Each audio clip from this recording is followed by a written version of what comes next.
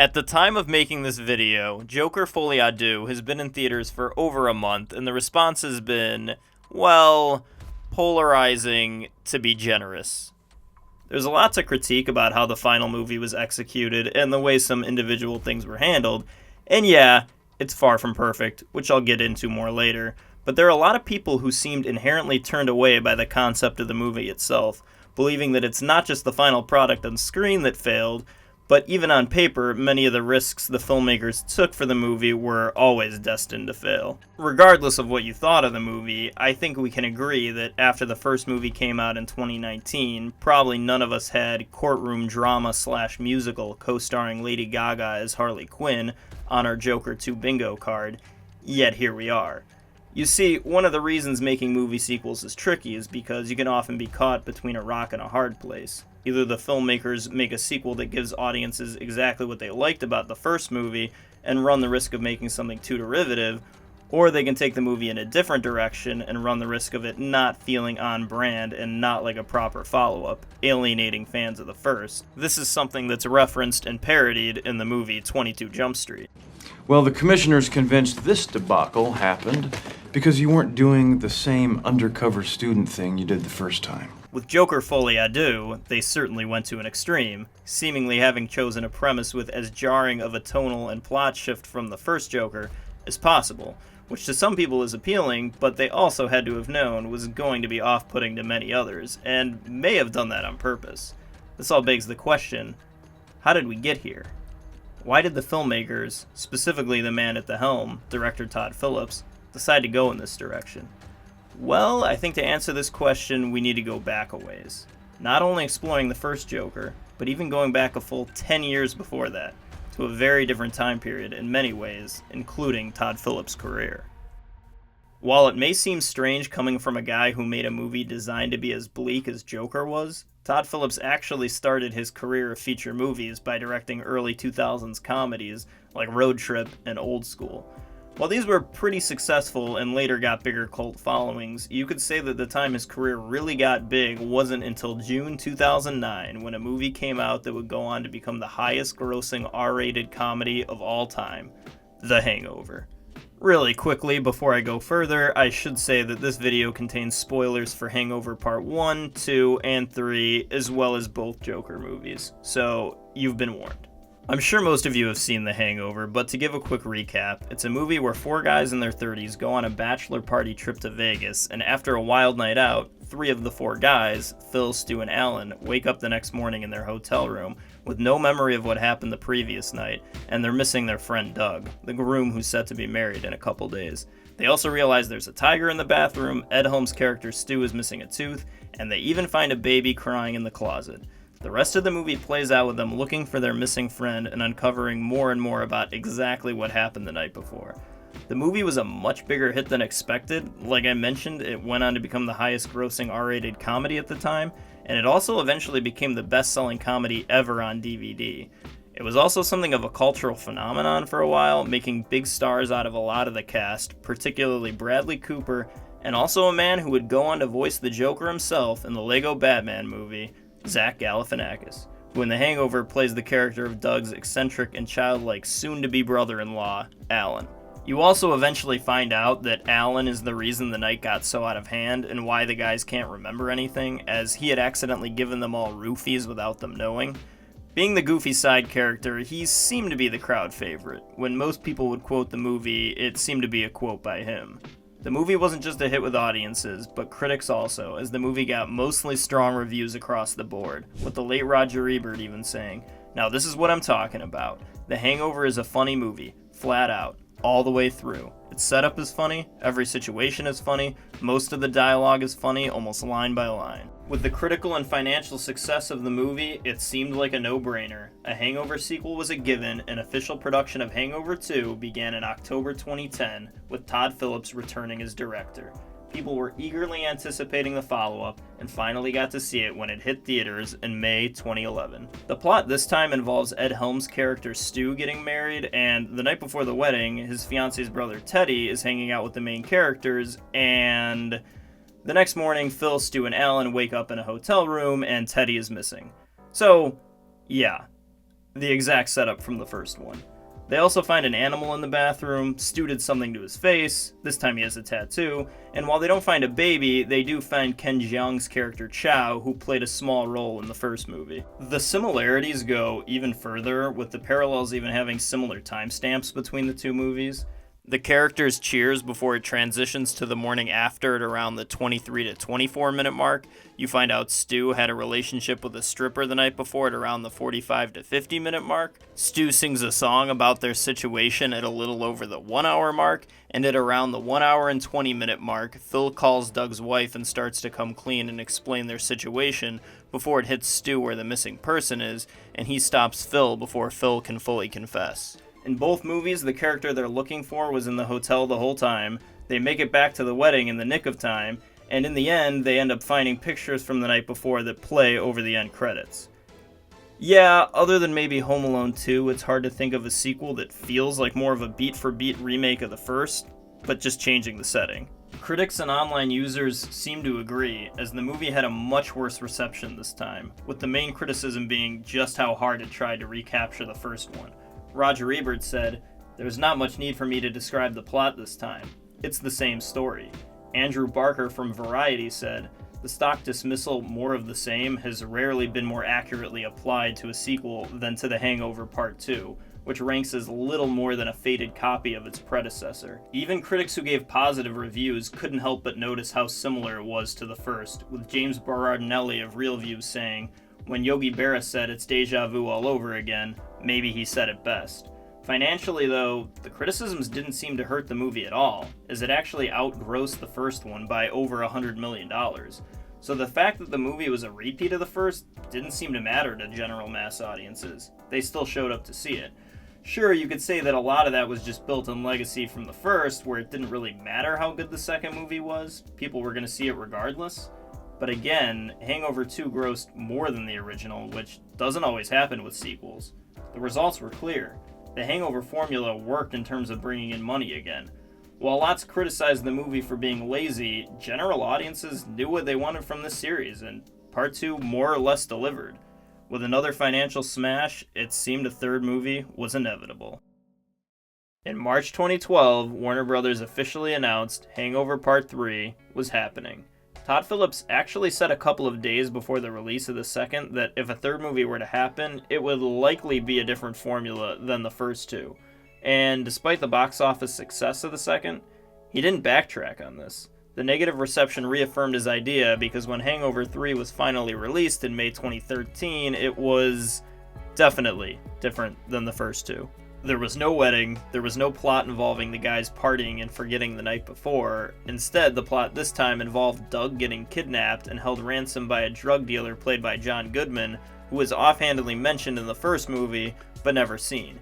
He knows of the guys because of what played out in the first movie, and he threatens to kill Doug unless the other three guys can locate Chow, who had stolen money from him. The rest of the movie plays out like more of a crime thriller with set pieces that feel out of an action or heist movie. There's still comedy in it, but it feels fewer and farther between, and when there is comedy, it's more offbeat and dark than the first two.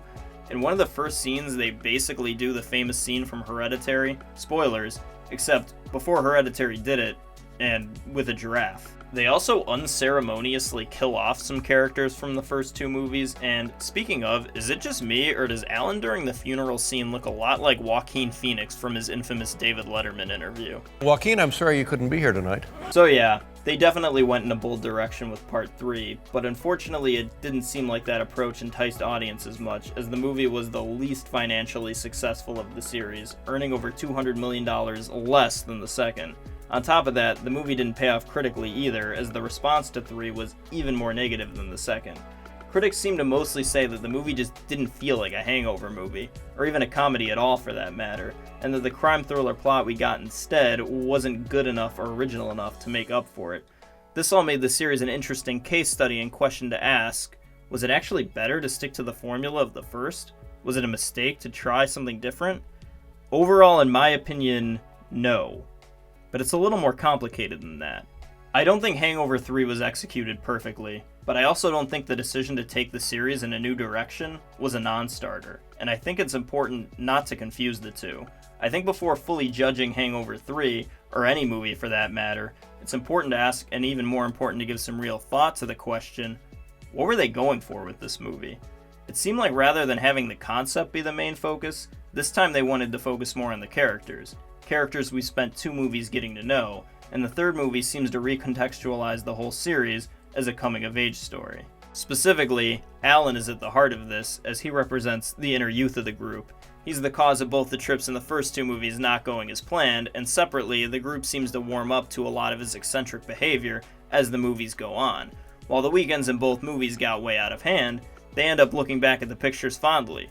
It was a fun escape for them, but they agree to delete the pictures after looking at them once, and then move on with their lives.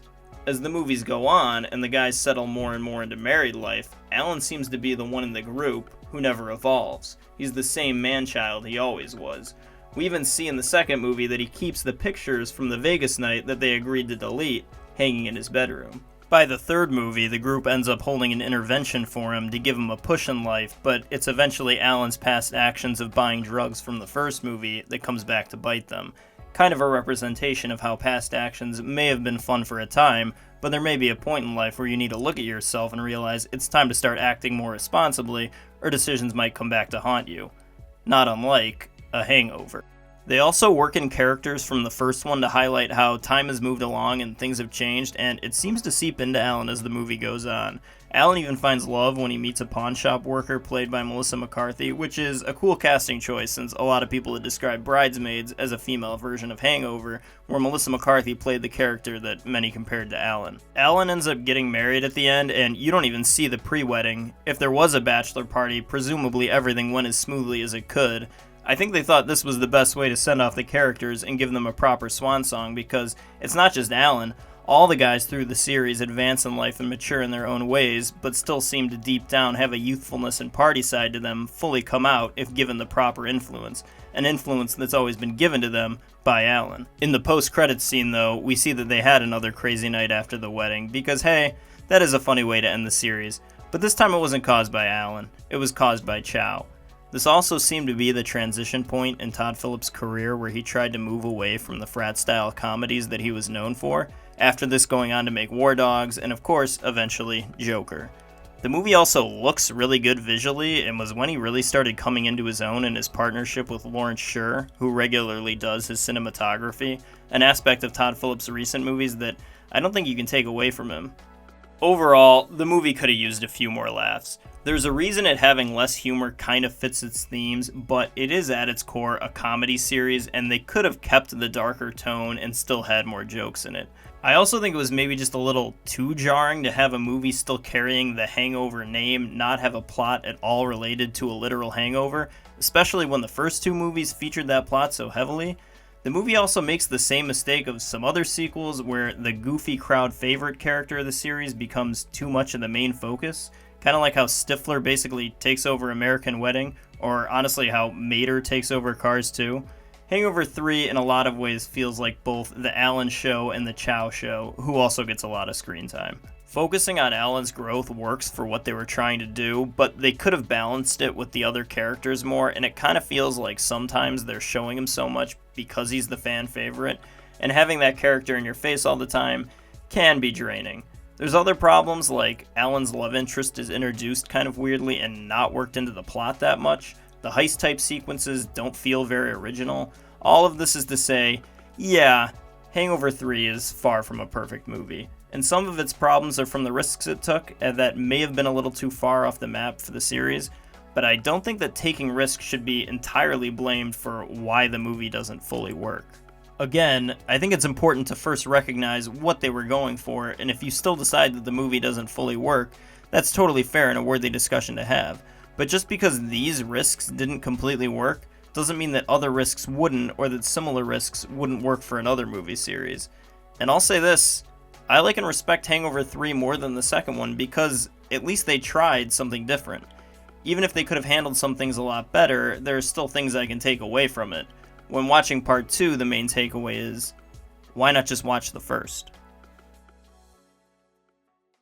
Alright, so after Todd Phillips made the Hangover trilogy, he made one more movie after, War Dogs with Miles Teller and Jonah Hill, before moving on to make Joker, which was released in 2019. It's an origin story starring Joaquin Phoenix as Arthur Fleck, a man who lives in Gotham City and eventually descends towards becoming the famous Batman villain. Arthur lives at home with his mom, works for a clown company, goes to therapy, and is an aspiring stand-up comedian who looks up to a Gotham talk show host named Murray Franklin. It seems like day to day, though, nothing can go well for Arthur. He gets jumped by a group of teenagers, fired from his job, attacked by a group of Wall Street guys on the subway, the funding for his therapy gets cut off, his mom tells him that Thomas Wayne, who's running for mayor, is his father, and Thomas Wayne ends up rejecting him and telling him that his mom is delusional. He later finds out he may have been adopted and his mom isn't his real mom at all, and his stand-up comedy routine is made fun of on Murray Franklin's show.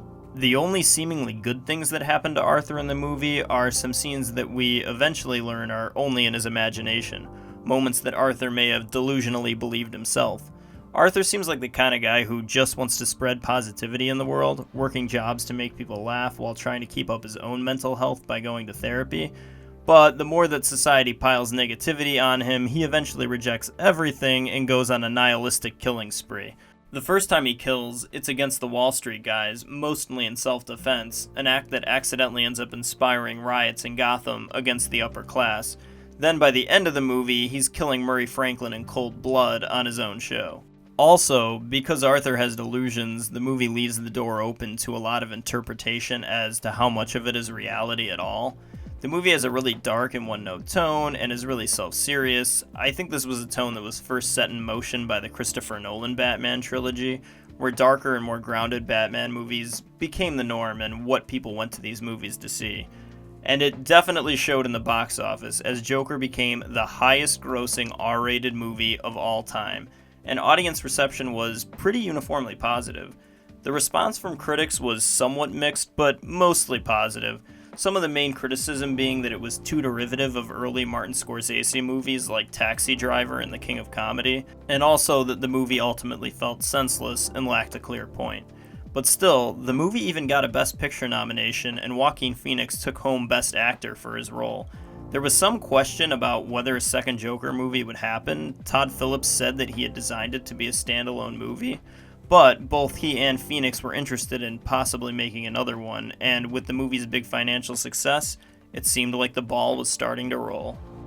The idea for making a musical about the Joker first came to Joaquin Phoenix in a dream, and the concept intrigued both him and Phillips. At one point they considered turning that idea into a Broadway show, but eventually decided to turn it into a movie, meaning Joker 2 was officially in the works. Todd Phillips' first movie sequel since the Hangover series. The sequel was also going to feature elements of a prison movie as well as a courtroom drama. When asked in a Variety interview before the movie was released about the risky direction they were going, Todd Phillips said, "The question became, how can we top ourselves? And you can only do that if you do something dangerous." He added, "I'm addicted to risk. I mean, it keeps you going at night. It makes your hair fall out. But it's the sweat that keeps you going." This seems like a far cry from the guy who once made Hangover 2. And now that the movie has officially been released, people certainly think it was dangerous, and that it blew up in their faces. In addition to the movie being a financial disappointment, it's gotten many scathing reviews from critics and fans, with a common question being asked, who is this made for? Well, the answer must be somebody, because the movie has defenders too. To give a quick recap of the plot, in Joker Folie, Deux, Arthur is now in custody at Arkham State Hospital and is soon going to be going on trial for everything he did in the first movie. At a music therapy session, he meets Lee Quinzel, aka Harley Quinn, played by Lady Gaga, and the two form a quick bond as she's fascinated by his Joker persona and all the crimes he committed. Arthur eventually goes on trial where his lawyer wants him to give the jury the image that he has a split personality, that it was his Joker alter ego that committed the crimes, and that Arthur shouldn't be punished on grounds of insanity. She just wants the jury to see him as mild-mannered, innocent Arthur. Many people followed the trial for the sheer spectacle of it, with some people wanting to see Arthur executed, but there's also a cult of Joker followers that evolved from the rioters in the first movie, who want to see Arthur freed and are waiting for his Joker side to come out again. Soon, Arthur does fire his attorney and decides to legally represent himself, while at the same time fully embracing the Joker persona, something that seems to particularly excite Harley. Eventually, though, through a few different events, Arthur rejects his Joker persona, denounces his fans, and confesses that he killed those people as Arthur, not as the Joker. When he tries to still be with Harley, she rejects him basically because she was more into Joker and not so much Arthur. Then Arthur is taken back to custody and we get to the ending where he's stabbed by another inmate and then he bleeds to death. Something I don't think anyone saw coming. There are also, of course, many musical sequences throughout, showcasing Joker and Harley's imaginations in different situations, and also worth noting, there's an animated recap of the first movie at the beginning. Again, probably not what anyone originally had in mind for a Joker sequel. So once again, we need to ask the question, what were they going for with these movies? Did going an extreme direction make more sense for a Joker follow-up than it did for the Hangover movies? In my opinion, yes, but once again, it's more complicated than that. The main reason I say yes is that the Hangover movies were, as the title suggests, high-concept movies at their core, featuring the concept of a hangover after a crazy blackout night. It's arguable that not delivering on the very name of the franchise may never have been worth it. The Joker movies are, as the title suggests, movies about the Joker. The character is at the core of the movies, rather than any one high-concept setup.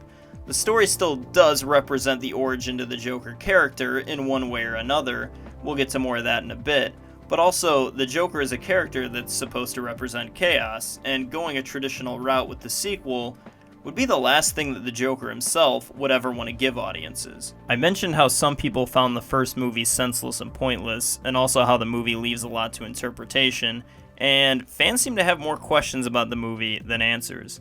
How much of the movie is just in Arthur's mind? Did he really go on Murray Franklin's show and kill him? Was he adopted, or was Thomas Wayne really his father, and was his mom lobotomized as part of a cover-up? What's the movie trying to say by borrowing so heavily from Taxi Driver and King of Comedy? Clearly something acknowledged since they cast Robert De Niro. Is the movie taking any stance with its violence? I don't think there's an agreement as to what the point of the first movie was, but maybe that's the point. As things pile up for Arthur, eventually making him reject everything and embrace chaos, the movie similarly piles up open-ended questions on the viewer to the point that it kind of makes you want to throw up your hands and say, I don't know what to make of all of it, so I'll just try to be entertained. And it's this feeling from the first movie that gave the filmmakers freedom to take the sequel in a lot of directions. But the filmmakers knew people showed up to be entertained not by Arthur, but by Joker, and decided to play against that. First, of course, by making it a musical, they tried to subvert fans in a different direction. This does play on the psychosis elements of the first, as musical sequences are often a window into characters' fantasies, in this case, maybe in a literal sense. While the first movie was very dark and one note, the sequel's tone is much less consistent, mixing the dark grounded scenes with the lighter musical sequences. And maybe this fits into the arc of Arthur as a character, as he himself said by the end of the first movie, I used to think my life was a tragedy, but now I realize it's a comedy. The whole trial and reaction to it is definitely a meta-commentary of fans of the first movie. The fans in the courtroom are there because they want to see the Joker persona come out, similar to what the movie's audience wants to see. A lot of people who saw the first Joker had also interpreted Arthur's actions as politically motivated, even though he had said a couple times that he doesn't identify with the rioters and also kills people of varying classes. A big criticism I've heard with Folie is that it exists largely to push away the people who took the wrong political message from the first, but I don't think that's the whole story. We see in the movie that Arthur doesn't just reject his fans, but his lawyer that represents the other end of the spectrum. I think him ultimately choosing not to embrace either side and do his own thing can fit the nihilism of the Joker character.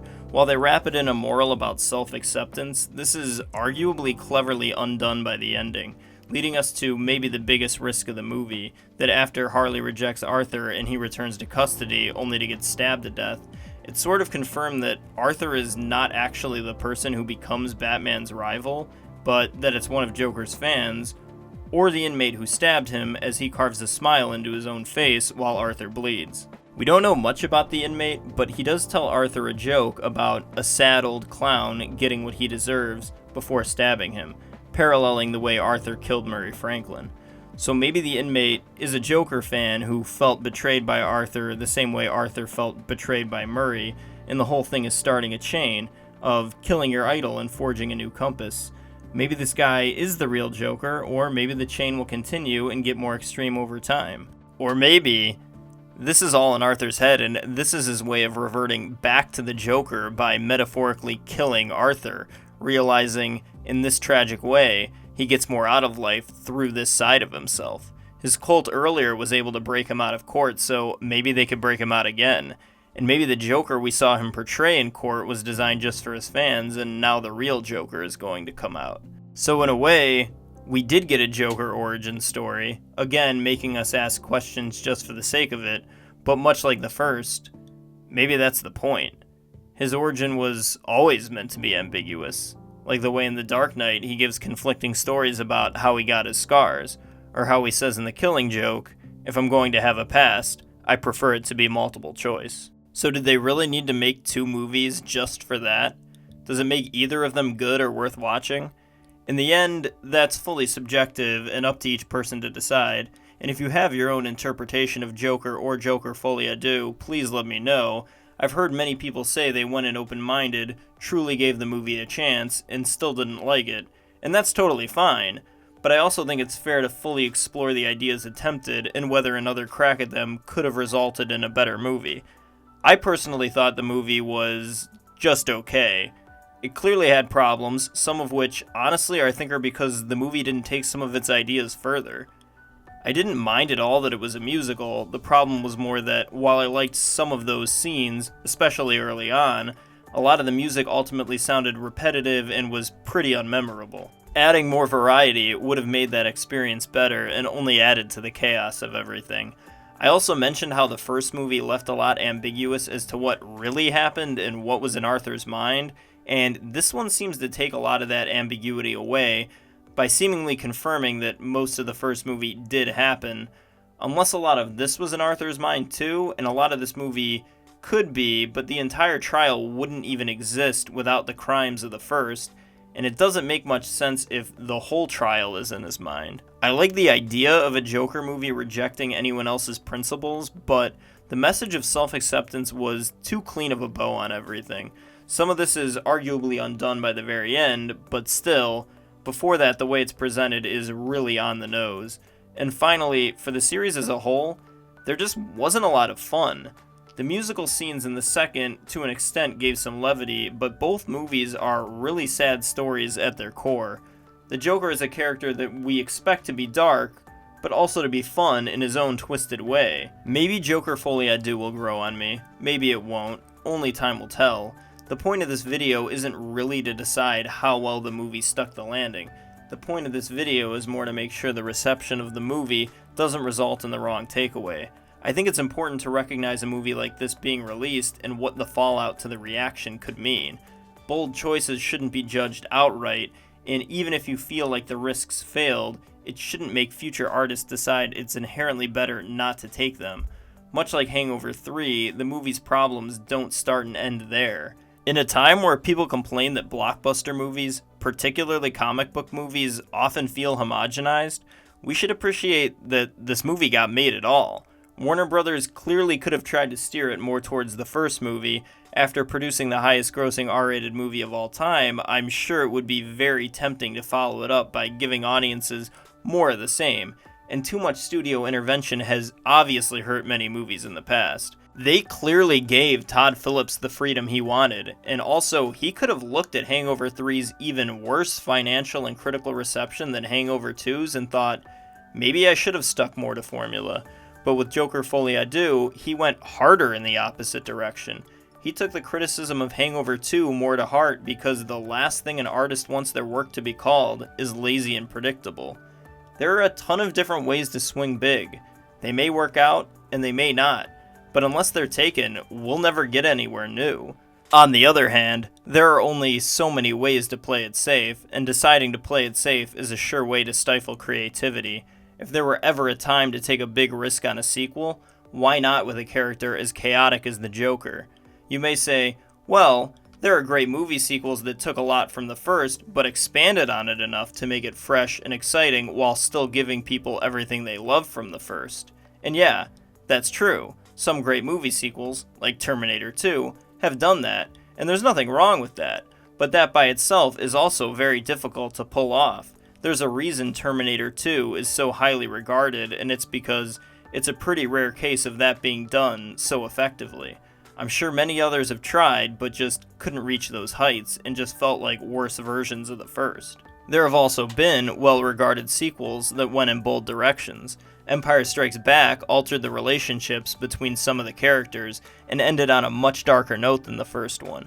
Gremlins 2 drops any of the horror of the first one and goes absurd with the comedy, intentionally becoming self-parody. Is there a line to be drawn somewhere? Maybe, but unless artists feel free to push boundaries, we'll never know where that line is. When a sequel, or really any movie, is given the choice between playing it safe and swinging big, I think Joaquin Phoenix himself may have said it best. Felt wrong not to swing. That's all I've got for today. Please feel free to comment and hit the like and subscribe button if you'd like to see more videos like this in the future.